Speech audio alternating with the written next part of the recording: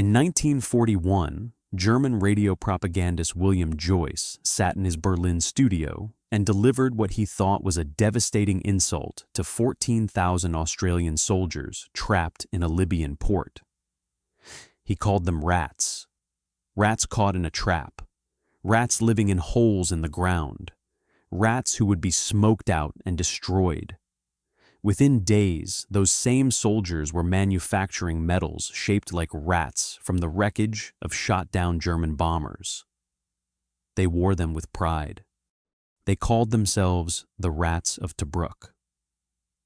The port they were defending had been built by the Italians with concrete strongpoints and anti-tank ditches, fortifications that stretched in a semicircle across 30 miles of desert. Military analysts on both sides agreed it couldn't be held, not surrounded, not cut off, not against Erwin Rommel and the Afrika Korps. For 241 days, the rats proved everyone wrong. This is the documented account of how an insult became a legend, and how a siege that was supposed to last 8 weeks became the first defeat of German Blitzkrieg. By the middle of February 1941, the British position in North Africa had reversed completely. Just weeks earlier, the Australian 6th Division had swept through Libya like a desert storm, capturing the Italian fortress at Bardia on the 3rd through 5th of January and taking more than 40,000 prisoners. The victory had been comprehensive and seemingly decisive. British and Australian forces had pushed west along the coastal road, momentum building with each success. Each captured position reinforcing the sense that the Italian colonial empire in North Africa was collapsing like a house built on sand. On the 21st and 22nd of January, the same division captured Tobruk itself, adding another 27,000 Italian prisoners to the count. The fortress they seized had been engineered for defense. Dozens of concrete strongpoints arranged in a double semicircle across the desert, each position protected by anti-tank ditches and barbed wire. The whole perimeter studded with minefields and observation posts designed to give defenders clear fields of fire across terrain that offered attackers no cover. The outer perimeter stretched approximately 30 miles in a rough arc from the Mediterranean coast on the east around to the coast again on the west, protecting the only deep water port between Benghazi, 560 miles to the west, and Alexandria in Egypt. The Italians had built it to be impregnable, a fortress that could withstand any assault the British might mount against it. The Australians took it in less than 2 days, but victory has a way of creating its own vulnerabilities. The best Commonwealth forces, including the victorious Australian 6th Division, were withdrawn to Greece in March to honor British commitments in the Balkans. Prime Minister Winston Churchill, facing the grim prospect of German expansion into southeastern Europe, had decided that Britain must support Greece regardless of the impact on North African operations. The decision was politically necessary and strategically questionable.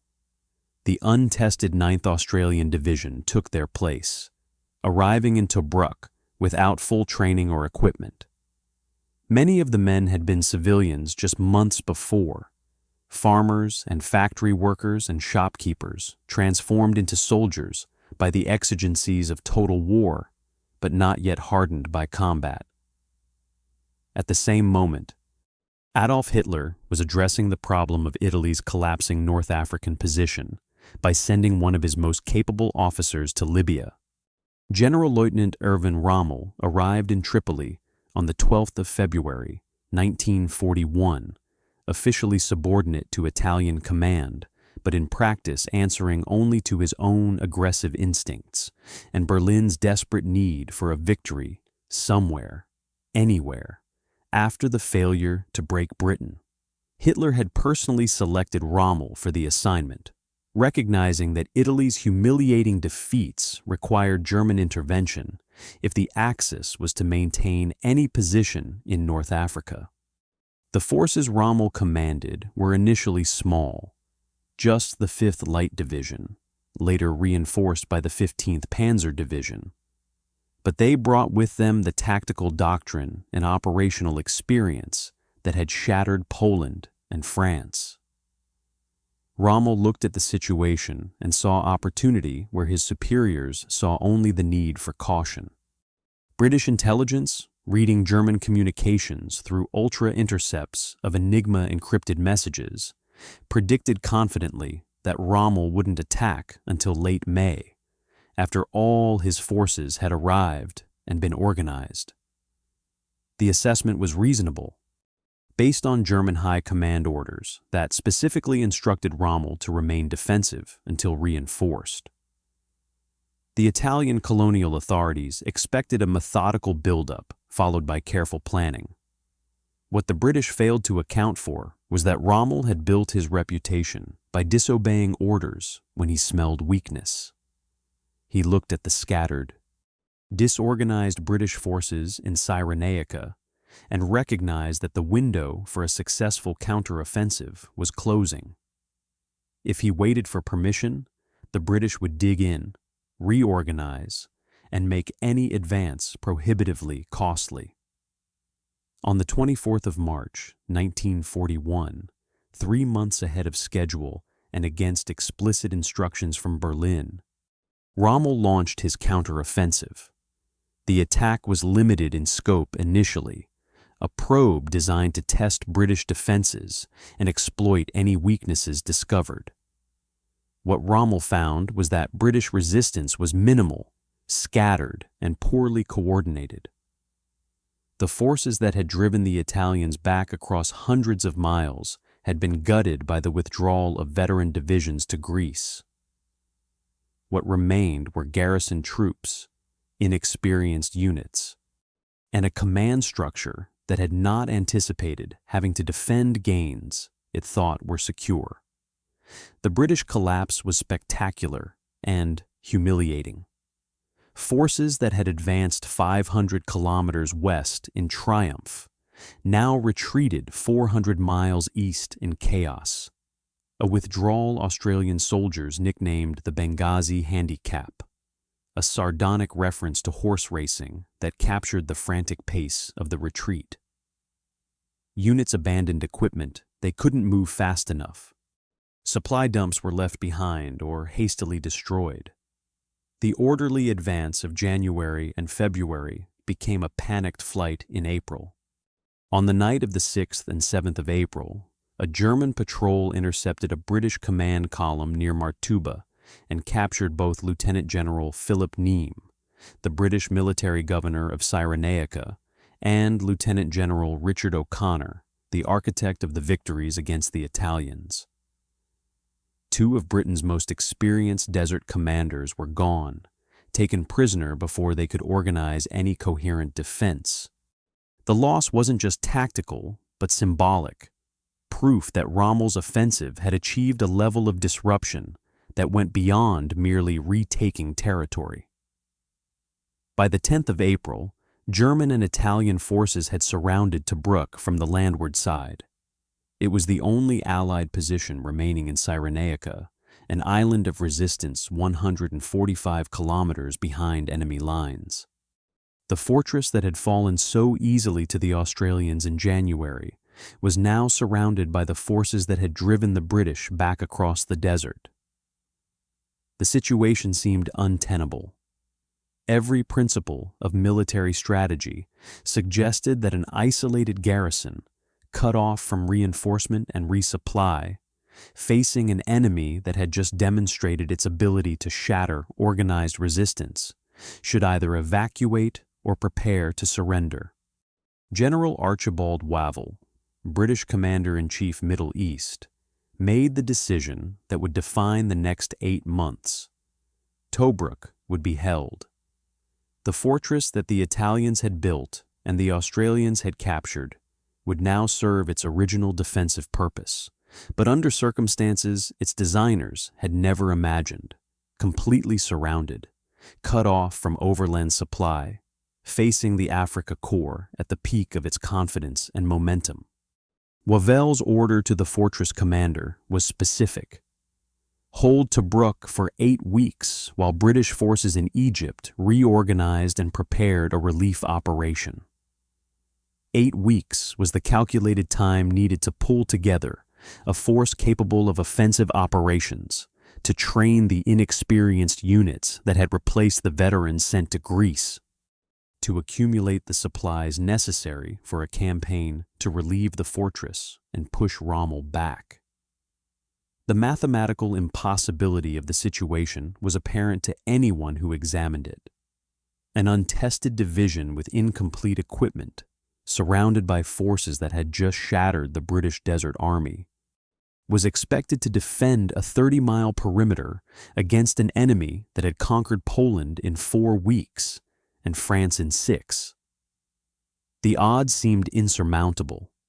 The precedents all pointed toward failure. Every analogy suggested that Tobruk was another Dunkirk waiting to happen, another evacuation under fire, another humiliating retreat that would hand Rommel a propaganda victory to match his tactical success. The man Wavell chose to command this impossible defense was 46 years old, a veteran of Gallipoli and the Western Front, and his soldiers would soon give him a nickname that revealed exactly what kind of commander he was. Leslie James Morshead had been born in Ballarat, Victoria, on the 18th of September, 1889, the son of a schoolteacher. He'd enlisted as a private in the 2nd Battalion of the 1st Australian Imperial Force in September of 1914, resigned from his teaching position to do it. The decision to enlist as a private rather than seek a commission reflected a democratic streak in early Australian military culture that would gradually give way to more conventional hierarchies as the war progressed. By the time he landed at Anzac Cove on the 25th of April, 1915, he was a lieutenant. The promotion from private to officer in less than 8 months spoke to abilities that his superiors recognized immediately. By August, when he fought at Lone Pine in one of the most brutal close-quarters battles of the Gallipoli campaign, he'd been promoted to major. The Australian Army had recognized his capabilities early. His slight build and seemingly mild facial expression masked a strong personality, the impact of which, even on a slight acquaintance, was quickly felt. The precise, incisive speech and flint-like piercing scrutiny acutely conveyed impressions of authority, resoluteness, and ruthlessness. Men who served under him learned quickly that his unassuming appearance concealed an iron will and an uncompromising demand for excellence. He commanded the 33rd Battalion on the Western Front through Messines and the Passchendaele campaign of late 1917, through Villers-Bretonneux and Amiens in 1918. He was mentioned in dispatches 6 times and awarded the Distinguished Service Order. At age 26, he became the youngest lieutenant colonel in the British Army, a record that spoke to competence demonstrated under the most terrible conditions the modern world had yet devised. His leadership in the final months of the war, when the Australian Corps was employed as a shock force for breakthrough operations, showed a talent for aggressive tactics combined with meticulous planning, a combination that would serve him well at Tobruk. Between the wars, he made a successful career in shipping with the Orient Line, rising to senior management positions that required the same organizational skills and attention to detail he demonstrated in combat. But he remained active in the militia, commanding battalions and eventually achieving the rank of temporary brigadier. When the Second World War began, he was appointed to command the 18th Brigade of the 6th Division in the 2nd Australian Imperial Force.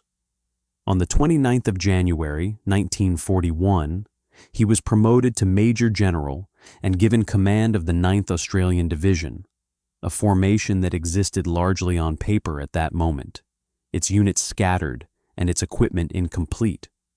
His soldiers nicknamed him Ming the Merciless, after the villain in the Flash Gordon comic strips, because of his habit of squinting and stroking his chin when deep in thought, the exact mannerism the comic artist gave to Ming when the villain was plotting some new evil. The nickname was initially fearful, later respectful. Morshead was a stickler for discipline and hard work. He inspected units personally and expected officers to know every detail of their commands. He could be hard and unforgiving with officers who failed to meet his standards, relieving commanders who didn't measure up regardless of rank or connections. He had a capacity for dealing bluntly with senior officers, a trait that would serve him well in the complicated command relationships that defined desert warfare, where Australian units operated under British theater command but maintained national identity and command prerogatives. But he also had something else, something learned in the trenches of the Western Front in 1918, a doctrine of aggressive defense that went against every conventional understanding of what besieged forces were supposed to do.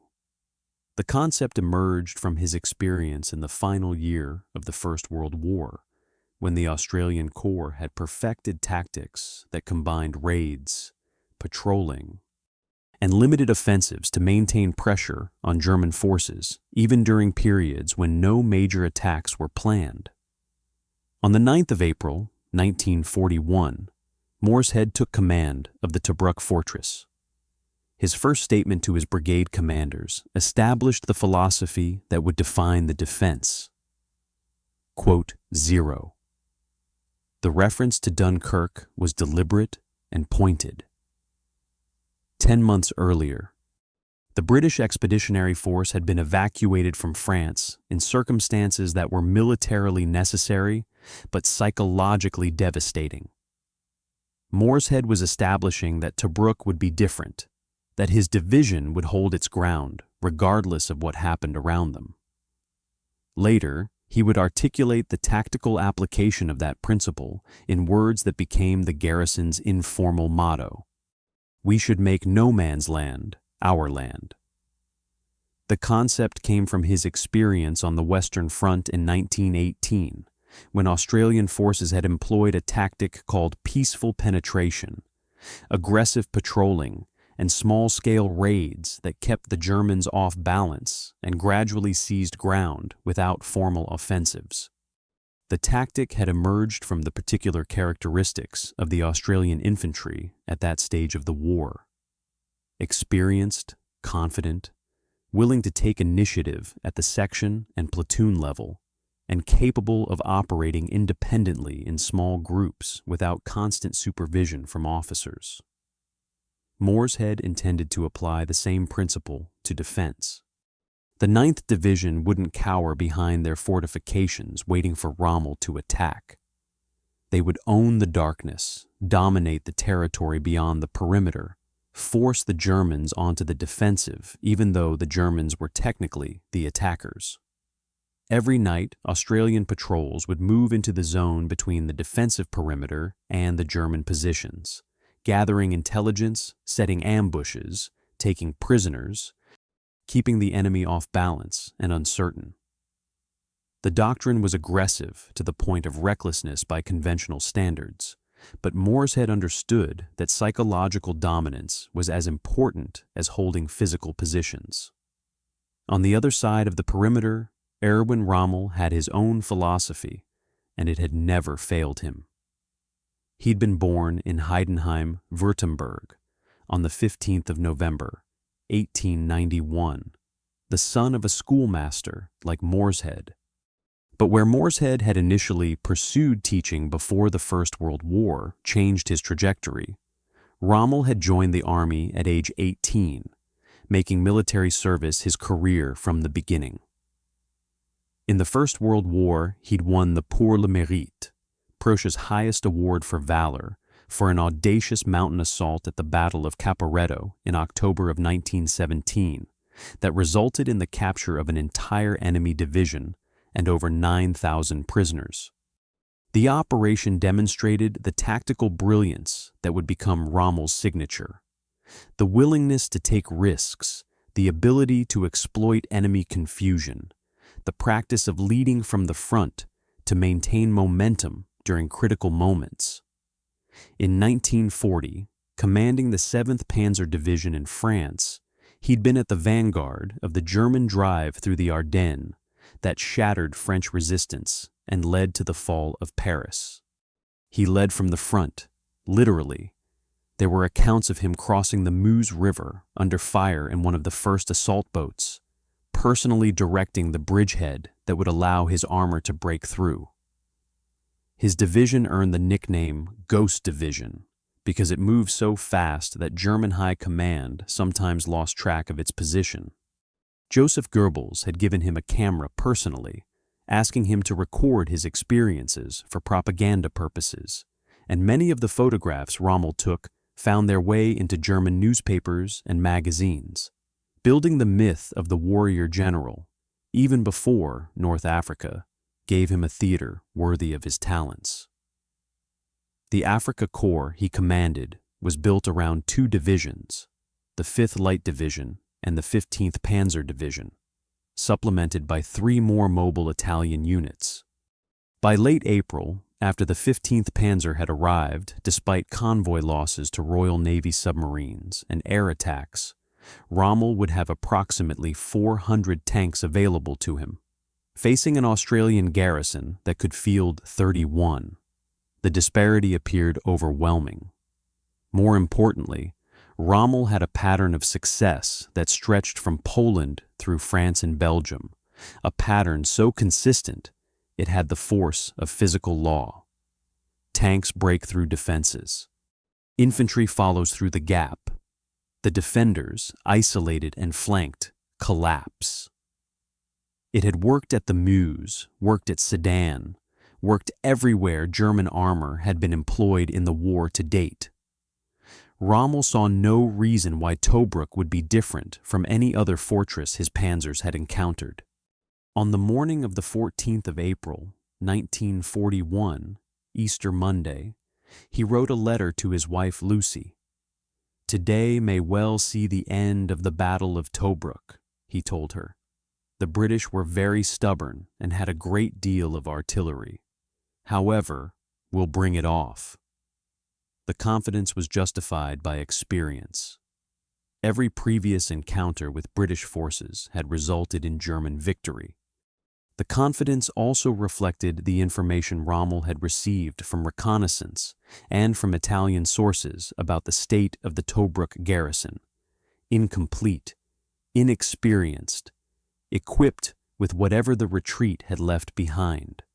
What he didn't know was that the previous night had already demonstrated that the Australians he was facing were unlike any force he'd encountered before. The night of the 13th through 14th of April, a party of German infantry from the 5th Light Division had broken through the wire defenses on the northern perimeter and established themselves with machine guns, mortars, and 2 small field pieces. The infiltration was tactically sound, exploiting darkness and surprise to seize positions that could be reinforced at dawn when heavier weapons and armored support could be brought forward. Lieutenant F. Austin McKell of the 2nd 17th Battalion determined that the position had to be eliminated immediately before the Germans could consolidate their hold, and before dawn allowed them to bring up reinforcements. The decision was made to attack with bayonets, close quarters, in darkness, where the German heavy weapons would have limited utility and where the advantage would go to the side willing to fight at arm's length. The attacking party consisted of McKell, Corporal John Hurst Edmondson, and 5 privates. 7 men against an entrenched position defended by troops equipped with at least 6 machine guns. the numerical disadvantage was severe. But the tactical situation favored the attackers in one critical respect. The Germans didn't know they were coming, and in darkness, a small force moving silently could close to bayonet range before defensive fires could be organized effectively. Edmondson was 26 years old, born in Wagga Wagga, New South Wales, on the 8th of October, 1914. His parents' only son, he'd grown up working on the family farm near Liverpool outside Sydney, learning the physical endurance and self-reliance that farm life demanded. His mother would later write that it was absolutely impossible to get him disturbed or ruffled in any way. I had never seen him in a temper in his whole but short life, a stickler for duty at all costs. The description painted a picture of a young man whose calm temperament and sense of responsibility made him exactly the kind of soldier officers relied on in crisis moments. He'd enlisted in the 2nd Australian Imperial Force on the 20th of May, 1940, and been promoted to corporal based on the leadership qualities his superiors recognized. He'd arrived in the Middle East in November, trained in Palestine through the winter, and reached Tobruk just in time for the siege to begin. The bayonet charge went forward through the darkness under heavy fire. Edmondson was hit in the neck and stomach almost immediately, wounds that should have stopped any man. Medical analysis later suggested that the stomach wound alone should have been incapacitating, producing shock and blood loss that would make continued action impossible. He continued to advance anyway, closing with the German position, killing one German soldier with his bayonet in hand-to-hand combat that left no room for hesitation or second chances. Later in the action, Lieutenant Mikel had his bayonet in one of the enemy and was grasped about the legs by that soldier when another German attacked him from behind with a rifle. Mikel called for help. Edmondson, some yards away and already severely wounded, came to his officer's assistance. Despite his wounds, despite the blood loss that must have been weakening him by the second, he killed both Germans in quick succession, saving Mikel's life beyond any question. The counterattack succeeded. The German position was destroyed, the infiltration eliminated before it could be reinforced. Edmondson returned to Australian lines and died shortly after from the wounds he'd received at the beginning of the fight. On the 1st of July, 1941, he was posthumously awarded the Victoria Cross, the first Australian to receive the decoration in the Second World War. His mother accepted it from the Governor-General on the 27th of September, at a ceremony that received national attention in Australia, where the news from the war had been almost uniformly grim, and the story of a soldier who'd fought to the death to save his officer resonated with a public desperate for heroes. In 1969, she donated his medals to the Australian War Memorial, where they remain on permanent display. As dawn broke on the 14th of April, Rommel's main assault began.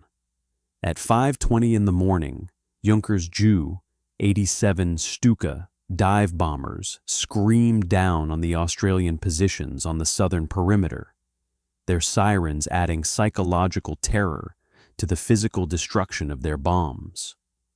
The Stuka's siren was designed specifically to terrify defenders, to break morale before the ground assault even began. Artillery opened fire at intervals designed to suppress and demoralize, walking explosive shells across the defensive positions in a methodical bombardment that sought to kill defenders and destroy the fortifications that protected them. Then the panzers rumbled forward through the darkness, heading for a gap that had been blasted in the wire obstacles by the preparatory bombardment. The assault followed German doctrine precisely: armor breakthrough, infantry exploitation, rolling up the defense from the flanks. It had worked in Poland, it had worked in France, it had worked in Belgium. Every tactical manual, Every assessment of armored warfare capabilities, every lesson learned from the Wehrmacht's string of victories, suggested it would work at Tobruk. The Australian response violated everything Rommel expected. The strong points let the tanks through. Soldiers in forward positions held their fire as the panzers rolled past, denying the tank commanders the targets they expected, creating confusion about where the defensive line actually was. The tactic required extraordinary discipline, watching enemy armor approach, letting it pass within meters, trusting that the defensive plan would work despite every instinct that screamed to fire at the approaching threat. The German infantry following behind the tanks ran into concentrated fire from positions the panzers had bypassed, fire delivered by men who'd stayed low and quiet while 30-ton machines passed within meters of their dugouts. The infantry was pinned down, unable to advance, taking casualties from Australian rifles and machine guns that opened up at close range with devastating effect. The tanks, meanwhile, continued forward into what they thought was the breakthrough, and discovered instead that they'd advanced into a killing ground. Moorshead's defense in depth meant that the strongest defensive positions weren't at the perimeter, but behind it, positioned where they could engage enemy armor that had penetrated the forward defenses. British 25-pounder field guns, not designed as anti-tank weapons, but devastating when employed in concentrated fire at close range, opened up on the German armor from positions the tanks couldn't have known existed. The 25-pounder fired a shell that weighed approximately 25 pounds, hence the name, with enough explosive power to damage or destroy tanks when multiple rounds hit the same target, or when rounds penetrated the thinner armor on the sides and rear of the vehicles. The panzers, without infantry support, without the exploitation force that was supposed to follow them through the gap, found themselves isolated in a landscape that offered no cover and was dominated by artillery fire coming from multiple directions. Some tried to retreat, attempting to back out of the engagement and return to German lines. Some tried to press forward, searching for objectives they could capture and hold until reinforcements arrived. The minefields that the Italians had laid and the Australians had expanded stopped several, immobilizing them where concentrated fire could destroy them at leisure. A tank disabled by a mine became a stationary target, unable to maneuver, vulnerable to sustained bombardment from artillery that could adjust fire until rounds found weak points in the armor. By afternoon, the Easter offensive had been repulsed. Rommel's letter to his wife predicting victory, quote, became a document of miscalculation. 16 Australians were dead, including Edmondson. 55 were wounded. But the German Africa Corps had suffered its first definitive defeat. The tactic that had conquered Europe from Warsaw to Paris had shattered against the perimeter at Tobruk. What Rommel encountered at Tobruk wasn't cowardice or collapse, but something his experience had not prepared him for. Defenders who let his armor pass, destroyed his infantry, then killed his tanks in depth. The Australians were fighting like men who understood that survival meant aggression, that defense meant attack, that being surrounded was not the same as being beaten. The Germans withdrew to assess what had gone wrong. The Australians buried their dead and discovered they had a new problem that would define the next months of siege warfare, the conditions under which they'd have to fight. Tobruk in April was a landscape designed to break human endurance. The heat was stifling, regularly exceeding 100 degrees Fahrenheit as spring turned to summer, and the desert sun beat down on positions that offered little shade. Water was severely rationed, every drop precious, delivered by ships that ran a gauntlet of bombs and submarines to reach the harbor. The daily ration was barely sufficient for survival in the heat, let alone for comfort. Men learned to live in a state of perpetual mild dehydration, their bodies adapting to conditions that would have been considered medically dangerous under any other circumstances. The dust was everywhere and in everything. Sergeant Max Thau of the 2nd 12th Battalion would later recall, quote 7. The description captured the reality that veterans of the siege would remember more vividly than specific battles. The constant, grinding discomfort of living in an environment where every breath, every meal, every moment was contaminated by the fine desert dust that the Khamsin storms whipped into clouds that obscured visibility and infiltrated every shelter. The Khamsin storms that swept across the desert turned the air itself into an abrading cloud that coated weapons, infiltrated dugouts, made breathing an effort and visibility impossible. Soldiers learned to wrap cloth around their faces during storms, to cover equipment with whatever material was available, to dig their shelters deeper into the ground where the sand wouldn't penetrate as easily. The pests were as relentless as the enemy. Desert fleas plagued the garrison with a persistence that approached tactical significance. A Royal Artillery Battery sergeant described them with the dark humor of soldiers under siege. The desert fleas are famous, and ours were obviously in the pay of the enemy. How we cursed them on nights when the moon was laid up, and we hoped to catch a couple of hours' sleep before the inevitable procession of night bombers started. The fleas marched up and down our twitching bodies until we thought we would go crazy. Flies swarmed in clouds around anything organic. Food, waste, bodies. Lice infested clothing and bedding, spreading from man to man despite efforts at hygiene that were constrained by the water shortage.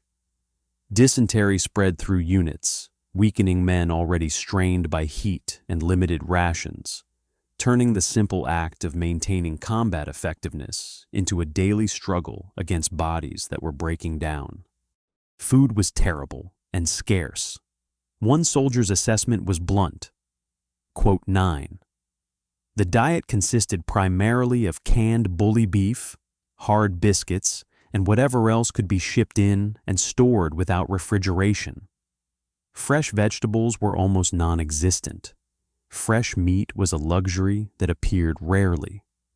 The monotony of the diet contributed to morale problems that commanders recognized but couldn't solve given the constraints of siege warfare. Laundry was done with seawater, which left salt deposits that chafed skin raw under the constant movement and friction of patrol work. Uniforms that weren't washed became filthy and lice-infested. Uniforms that were washed in seawater became stiff and abrasive. The men lived underground during daylight hours, hiding from snipers and the Luftwaffe bombers that made the garrison their daily target. Between April and December, German and Italian aircraft would fly 3,000 sorties in approximately 750 separate raids against Tobruk. The bombing was methodical and persistent, targeting the harbor, the defensive positions, the supply dumps, anywhere that concentration of men or material might be found. Anywhere in the fortress could be hit by bombs or artillery at any moment. There was no truly safe position, no rear area where men could relax without worrying about sudden death from above. The soldiers slept in dugouts and caves, in slit trenches hastily scraped into the desert floor, in any depression or fold in the ground that might offer protection from shrapnel or blast. They swept away their footprints during the day to prevent Luftwaffe reconnaissance from identifying their positions. They camouflaged the entrances to their shelters with whatever material was available: sandbags, scraps of fabric, anything that would break up the obvious signature of a shelter entrance.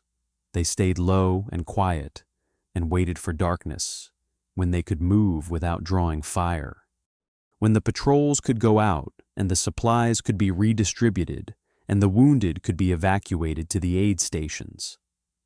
Into this landscape of heat and dust and constant danger came the voice of William Joyce. Joyce was an American-born Irish-British fascist who'd fled to Germany in August of 1939 to avoid internment when Britain declared war. His family had moved from America to Ireland when he was 3 years old, then to England when he was 15, creating a complicated identity that Joyce resolved by embracing British fascism in the 1930s and German National Socialism when war made choosing sides unavoidable. He worked for German English-language radio broadcasts, and though he hadn't been the original, quote, 10, that nickname had first been applied to another broadcaster in April of 1939. Joyce had adopted it as his own by the time the war was a year old. His broadcasts were notable for the degree of insight they demonstrated into conditions being faced by Allied troops, insight that led British civilians to believe he ran a network of informers providing him with information about military operations and home front morale. In reality, the information came from captured documents, prisoner interrogations, and careful monitoring of Allied radio broadcasts and newspapers.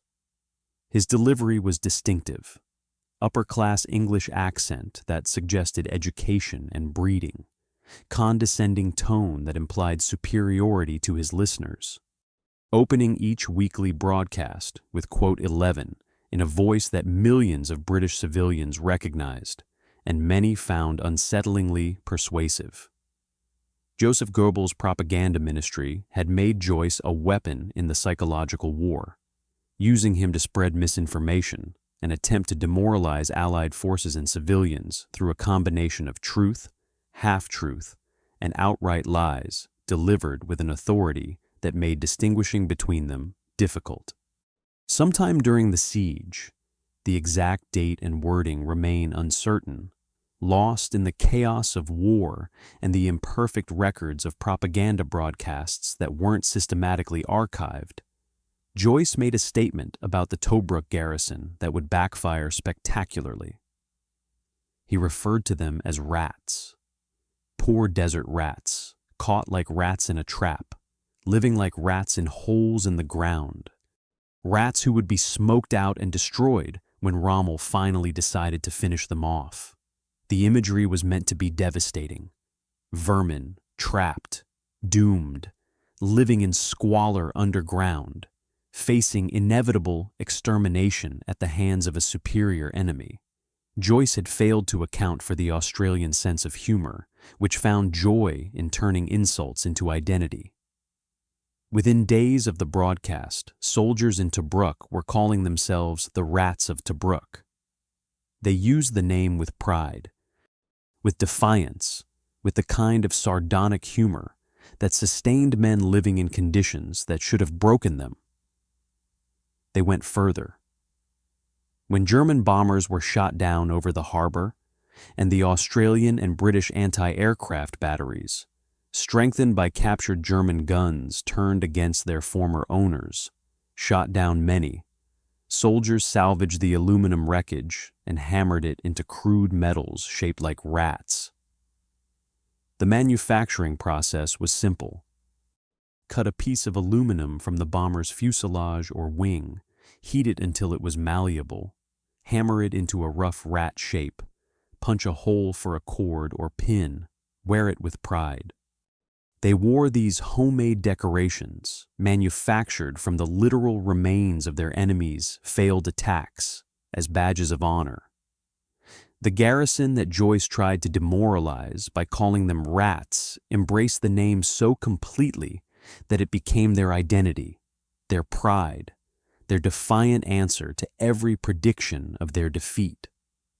Lord Haw Haw had tried to crush morale and instead had given them something to rally around, something to joke about in the dark moments, something to write home about that captured the spirit of men who refused to accept the role of victims.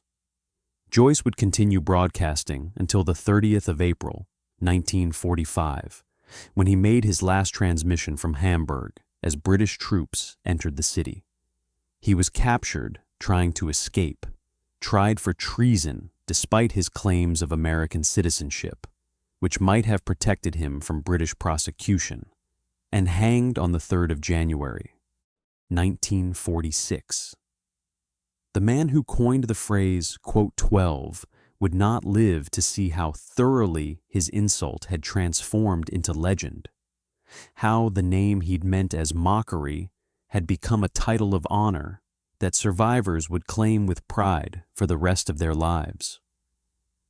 By the end of April, Rommel understood that the Easter Monday assault had not been an anomaly or a temporary setback, correctable with better preparation. These Australians were unlike any force he'd faced. He spent 2 weeks bringing up reinforcements, reorganizing his units, stockpiling ammunition and supplies, preparing a second offensive designed to overwhelm the Rats with superior numbers and firepower concentrated on a narrow front.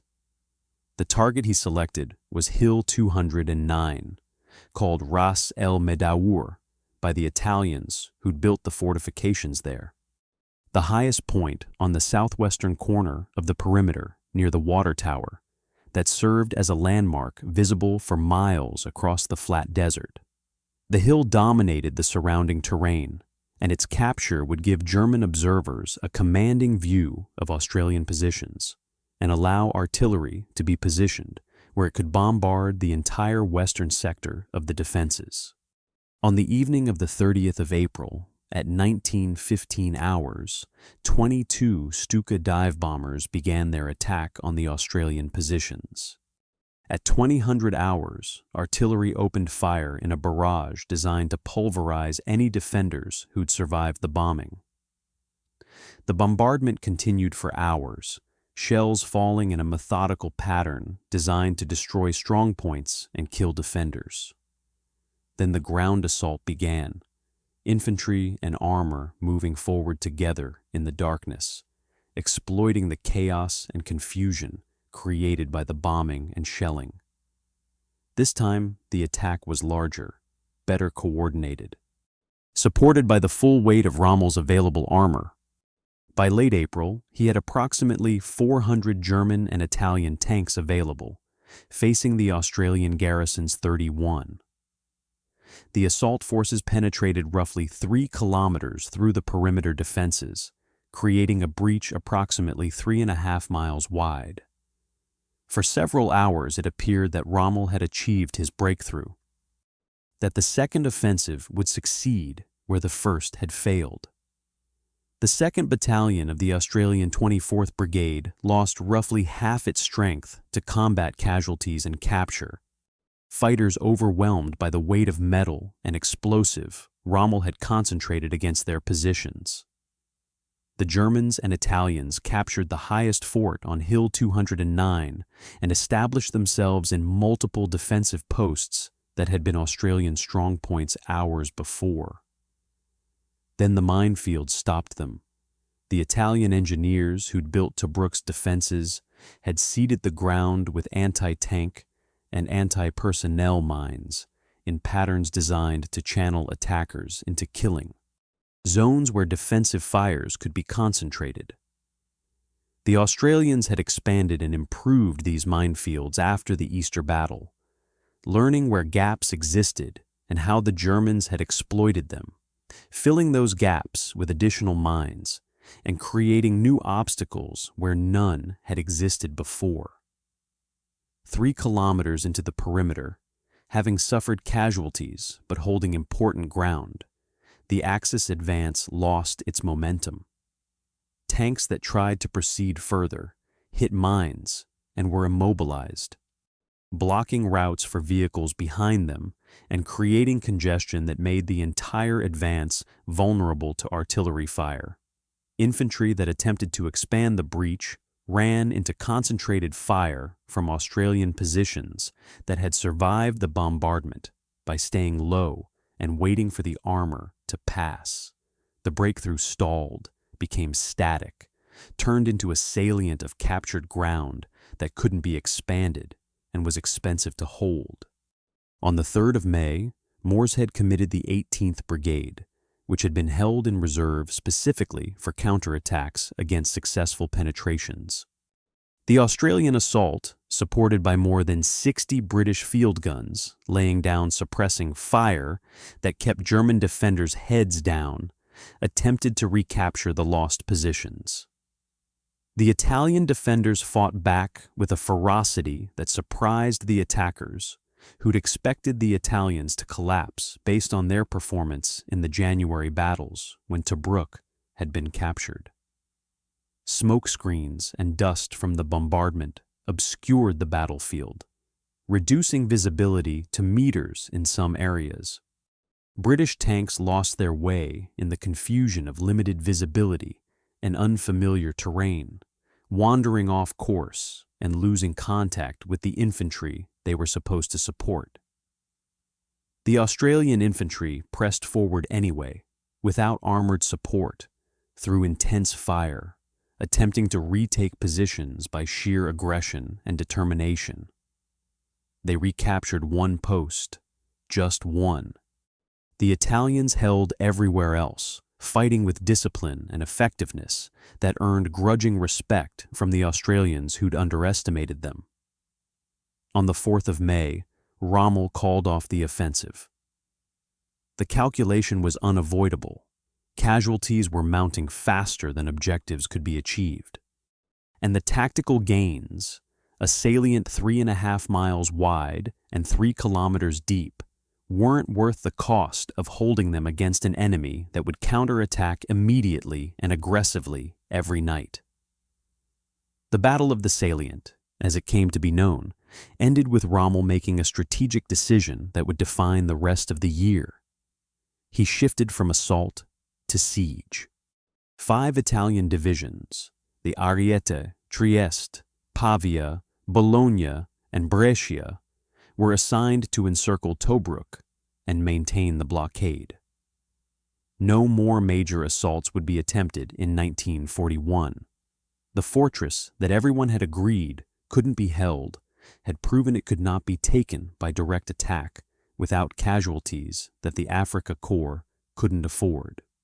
A captured German soldier, interrogated after his unit was overrun during one of the failed assaults, tried to explain to his captors what they were facing. "I cannot understand you Australians. In Poland, France, and Belgium, once the tanks got through, the soldiers took it for granted that they were beaten. But you are like demons. The tanks break through and your infantry still keep fighting."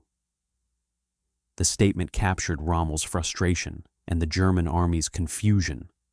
Every doctrine, every lesson learned from 2 years of continuous victory said that once armor achieved breakthrough, the defense should collapse.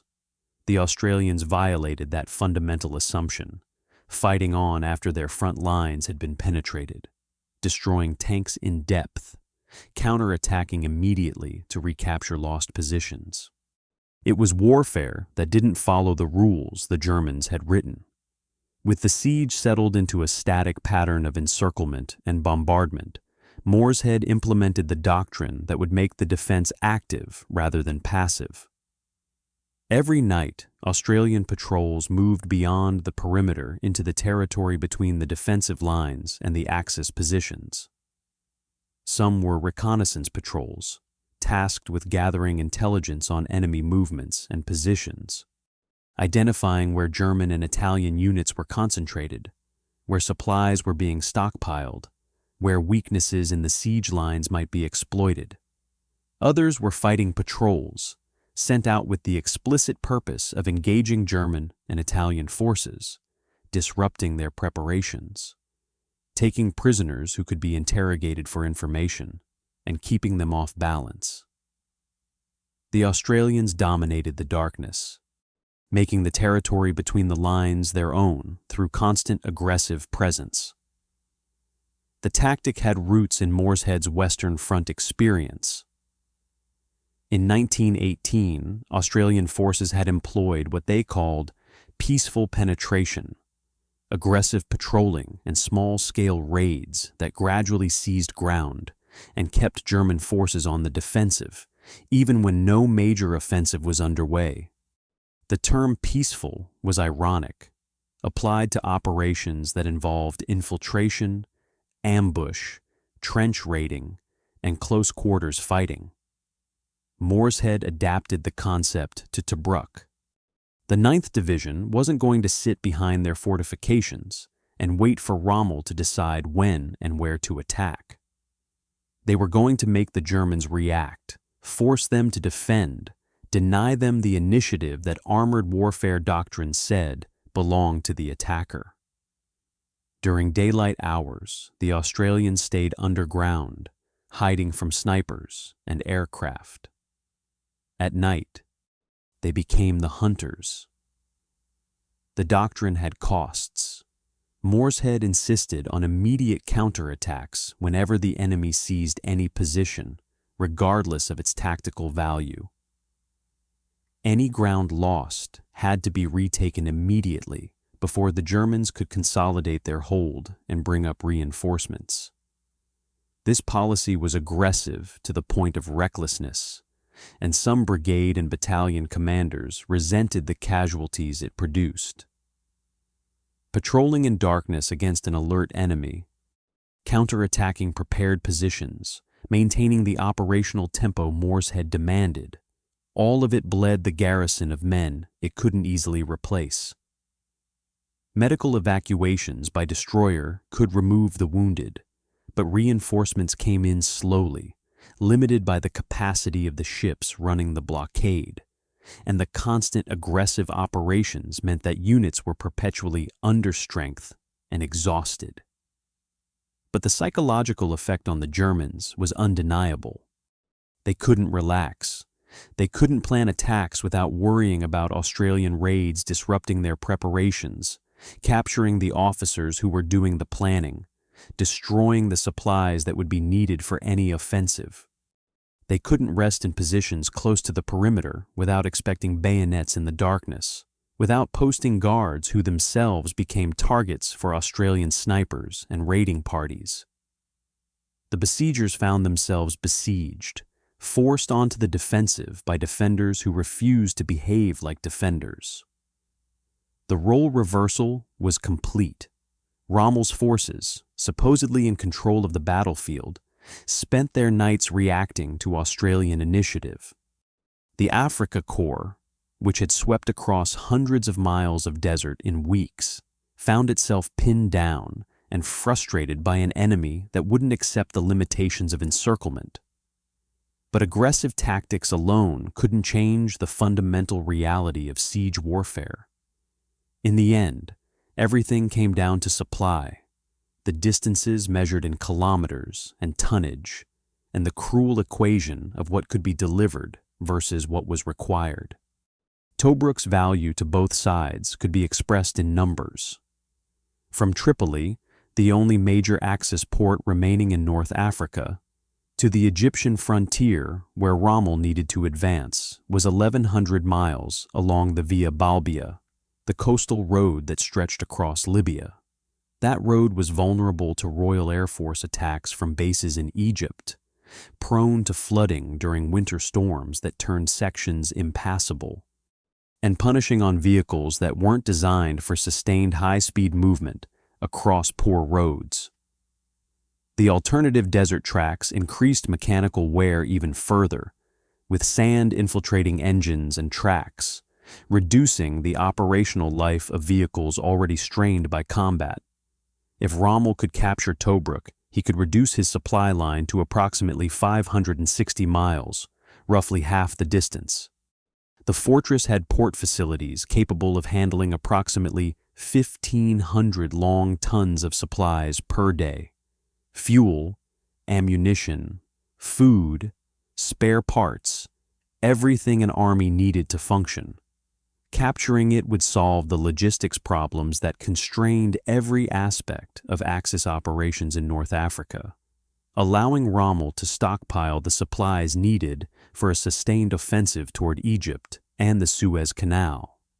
But Tobruk remained in Allied hands, and that meant the garrison could be supplied by sea, while Rommel had to bring everything overland.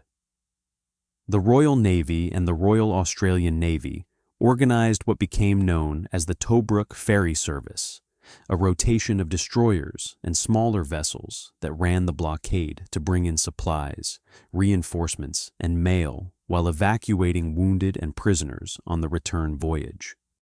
The Australian destroyers involved HMAS, Stuart, Voyager, Vampire, Vendetta, Waterhen, Napier, Nizam, Parramatta, and Yara were collectively called the Scrap Iron Flotilla, a nickname that originated in political debates about naval preparedness, but was adopted with typical Australian self-deprecation. The route they traveled was nicknamed Bomb Alley because of the constant Luftwaffe attacks on anything moving between Tobruk and Egypt. Between April and December of 1941, 34 ships were sunk attempting to supply or evacuate Tobruk, including 2 destroyers and 3 sloops. HMAS Waterhen went down on the 30th of June after being hit by German bombs. HMAS Parramatta was lost on the 27th of November, the same day the siege was officially lifted, torpedoed by a German submarine.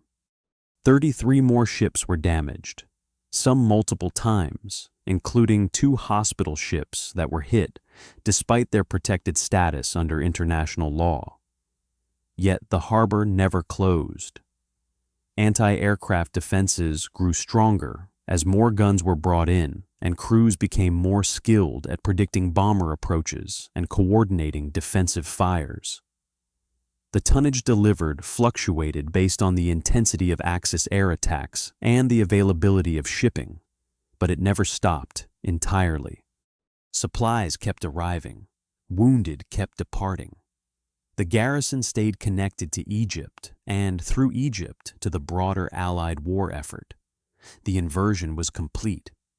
The garrison surrounded on land was being sustained by sea, while Rommel, who controlled all the territory for 1,100 miles to the west, couldn't keep his forward units supplied with the fuel, ammunition, and reinforcements they needed. The Africa Corps was starving at the end of a supply line stretched to breaking, while the Rats, supposedly trapped and isolated, had regular access to food, water, medical supplies, and replacement troops. The siege had reversed its own logic. Tobruk wasn't besieged. The Africa Corps was paralyzed by logistics it couldn't solve. By midsummer of 1941, the toll on the garrison was becoming measurable in ways that transcended tactical assessments. Medical officers examining the soldiers reported that physical condition was deteriorating. The heat, the limited diet lacking in fresh vegetables and fruit, the constant stress of bombardment and patrol duty, the diseases that spread in the unsanitary conditions of desert warfare, all of it accumulated into a medical problem that couldn't be solved with aggression or humor. Men were wearing down physically and mentally. General Sir Thomas Blamey, commander of the Australian Imperial Force in the Middle East, began lobbying British theatre commander General Sir Claude Auchinleck for the relief of the 9th Division. Morshead supported the request, agreeing that his men, despite their success in holding Tobruk, couldn't sustain the operational tempo indefinitely without breaking. Auchinleck resisted. Operation Crusader, the planned offensive to relieve Tobruk and push Rommel back across Cyrenaica, was scheduled for November. Relieving the Australians would require naval operations on a scale that might alert the Germans to the coming offensive. It would delay preparations as shipping was diverted to evacuation rather than stockpiling supplies for the offensive. It would disrupt the careful planning already underway. From a purely operational perspective, Auchinleck's concerns were legitimate. But political considerations were entering the equation in ways British commanders weren't accustomed to managing.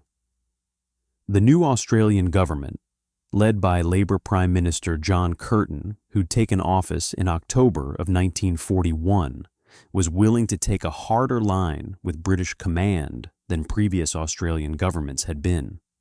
Curtin represented a different political tradition than his conservative predecessors, less deferential to British authority, more insistent on Australian interests and Australian lives being considered independently rather than as merely another resource for the Empire to deploy. Blamey advised Curtin that the medical situation demanded relief. Curtin's government took up the matter directly with Prime Minister Winston Churchill, bypassing the military chain of command and making it a political issue between governments. Churchill resisted the request, arguing that relief operations would postpone Operation Crusader and potentially compromise the security of the offensive by telegraphing British intentions to the Germans. But the Australian government, representing a dominion that was theoretically independent but practically subordinate in military matters, pressed the issue with unexpected force. The debate revealed tensions in the imperial relationship that the shared crisis of war had temporarily papered over but not resolved. Eventually, political pressure from Canberra forced a compromise. The Australians would be relieved gradually over several months to minimize the operational disruption and reduce the risk of alerting German intelligence. In August of 1941, the 18th Brigade was replaced by the Polish Carpathian Brigade and the Czechoslovakian 11th Infantry Battalion. In September and October, most of the 9th Division was evacuated by destroyer in night operations designed to avoid Luftwaffe observation. Not a man spoke as the ghostly flotilla maneuvered to the sides of waiting warships. The silence maintained as much from exhaustion as from operational security. Major General Ronald Scobie of the British 7th Division took command of the fortress from Moorshead. The garrison that had been predominantly Australian became predominantly British and Polish, supplemented by Indian troops and the various supporting units that had been there since April. Only one Australian unit remained for the entire siege, the 2nd 13th Battalion. Whether through oversight in the evacuation planning or deliberate decision to maintain Australian presence in the garrison, the 2nd 13th stayed in Tobruk from the beginning of April through the final lifting of the siege in December. They would be the only unit present for all 241 days, the only soldiers who could claim without qualification that they had been rats from start to finish. On the 18th of November, 1941, while the garrison, now predominantly British and Polish, held their positions and maintained the aggressive patrolling doctrine Moorshead had established, the British 8th Army launched the offensive that would finally lift the siege. Operation Crusader began with a surprise night attack supported by the full weight of British armor and artillery that had been assembled in Egypt over the previous months. General Sir Alan Cunningham commanded the 8th Army, and his plan was to use superior numbers, particularly in tanks, to overwhelm Rommel's forces and push through to Tobruk. The attack achieved tactical surprise. Rommel had expected an offensive eventually, but not in November, and not with the force that Cunningham deployed. The fighting that developed around Sidi Rezeg, 20 miles southeast of Tobruk, was confused and brutal. Desert warfare challenged navigation and coordination in ways that European battlefields did not. Trackless terrain where no roads or landmarks existed to guide movement. Hazy conditions created by dust and heat distortion. the difficulty of distinguishing friend from enemy at distance in the dust and smoke of armored combat. All of it contributed to what became a war of attrition, where both sides took heavy casualties without achieving decisive breakthroughs. Cunningham, facing mounting losses and stalled progress, nearly lost his nerve. The battle was saved by Auchinleck's intervention. The theater commander flew to Cunningham's headquarters, relieved him of command on the spot, and took personal control of the offensive. Auchinleck's determination and willingness to accept casualties to achieve the objective pushed the Eighth Army forward when Cunningham's more cautious approach would have resulted in withdrawal and failure. On the 21st of November, the Tobruk garrison broke out. The 32nd Army Tank Brigade, which had been brought into Tobruk specifically for the breakout operation in night runs past the German siege lines, pushed southeast toward the advancing Eighth Army. They established an 8-mile corridor connecting the fortress to the relieving forces, holding that corridor unsupported for several days, while the Eighth Army fought its way forward against Rommel's counterattacks.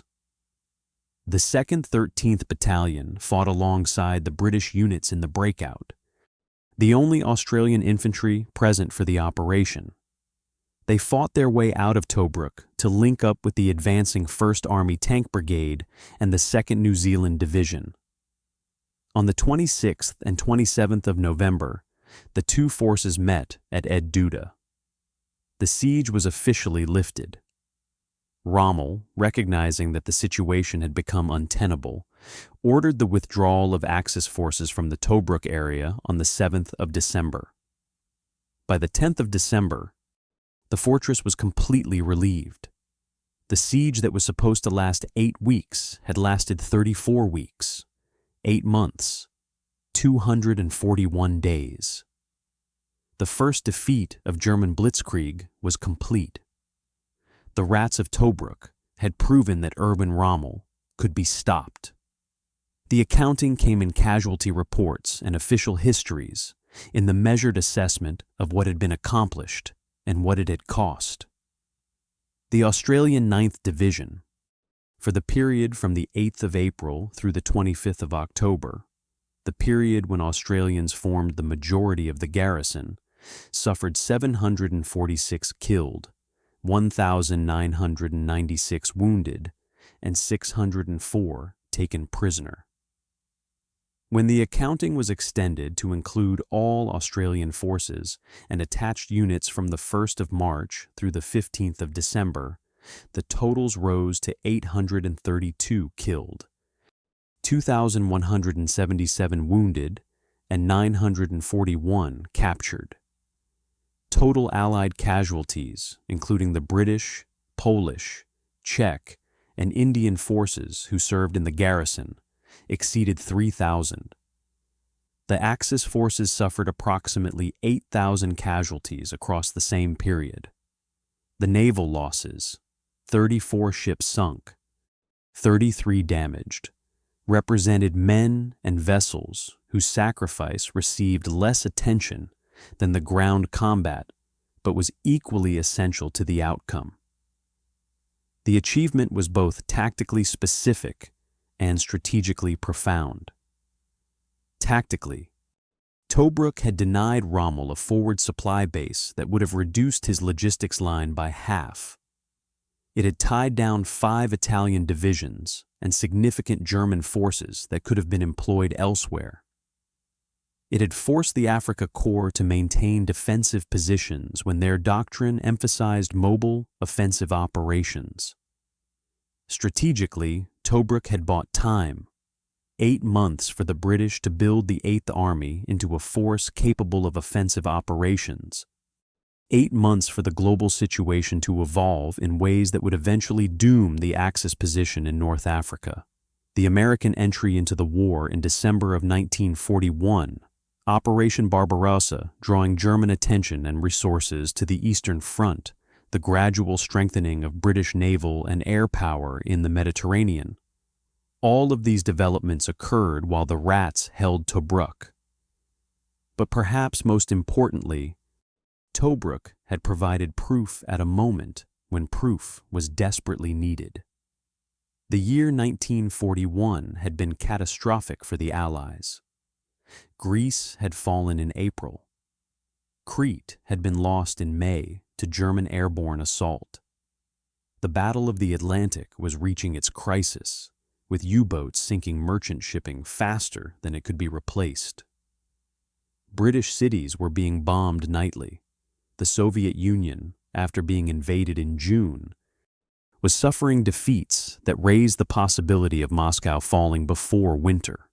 In this context of unrelenting bad news, Tobruk stood as evidence that German forces could be stopped, that Blitzkrieg had limits, that Allied troops could defeat Wehrmacht units in direct combat. General Wavell, reflecting on the Easter battle, wrote that the repulse of the German attacks, quote, 15.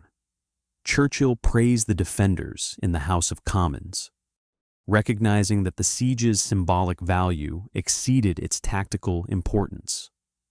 The Rats of Tobruk had proven something that needed proving in 1941, that the Wehrmacht was not invincible, that German armor could be destroyed, that Allied soldiers could fight with courage and skill equal to their enemies.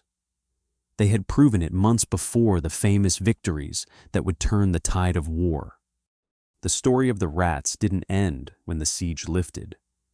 In some ways, the legend was just beginning. Morshead went on to command the 9th Division at the Second Battle of El Alamein in October and November of 1942, where his aggressive tactics and insistence on maintaining pressure contributed to Bernard Montgomery's victory over Rommel. He was promoted to lieutenant general and appointed Knight Commander of the Order of the British Empire in recognition of his achievements. In February of 1943, he and the 9th Division finally returned to Australia to prepare for operations against Japan in the Pacific. He commanded 2nd Australian Corps in New Guinea and 1st Australian Corps in Borneo before the war ended. After demobilization, he returned to his business career, remaining active in military affairs and attending reunions where his men greeted him with the ho-ho cry of the 9th Division. He died of cancer on the 26th of September, 1959, having lived long enough to see the Rats of Tobruk become part of Australian national identity. Rommel's story ended more darkly. He captured Tobruk in June of 1942, but with a different garrison, British and South African forces, and took 33,000 prisoners in a victory that earned him promotion to Field Marshal. But the triumph was temporary. At El Alamein in October and November of 1942, Montgomery defeated him decisively. The combination of Allied landings in Morocco and Algeria in Operation Torch and the defeat at El Alamein rendered the Axis position in North Africa untenable. Rommel was recalled to Germany, given command of defenses against the anticipated Allied invasion of northern France, and eventually implicated in the July 1944 plot to assassinate Adolf Hitler. Given the choice between a public trial and suicide, he took poison on the 14th of October, 1944. He died with his reputation as a battlefield commander intact, but his name forever associated with a regime whose crimes he'd enabled, even if he hadn't personally directed. The Rats of Tobruk Association was founded in New South Wales in 1944, while the war was still being fought, and in Victoria in 1945, after the war in Europe ended. The associations provided veterans with continued comradeship, ensured that those in need were supported, and worked to preserve the memory of the siege. By 2008, approximately 1,600 rats remained alive out of the roughly 15,000 Australian soldiers who'd served in the garrison during the siege.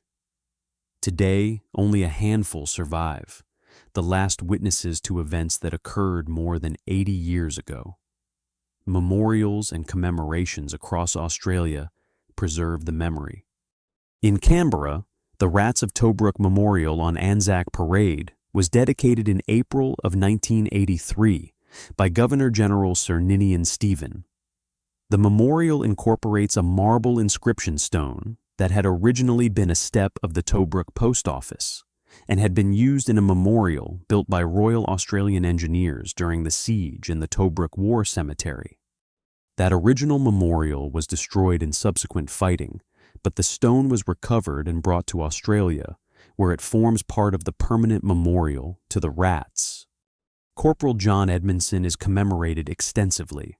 A plaque on the Walk of Honor in his birthplace of Wagga Wagga, a memorial at Kapuka Army Recruit Training Base near Wagga, a street in Campbell in the Australian Capital Territory, a rest area on the Remembrance Driveway between Canberra and Sydney, the Sydney suburb of Edmondson Park, Edmondson Street in North Ryde, the John Edmondson Fee C Memorial RSL Club in Liverpool, the school hall at Hurlstone Agricultural High School, which Edmondson attended, is named in his honor.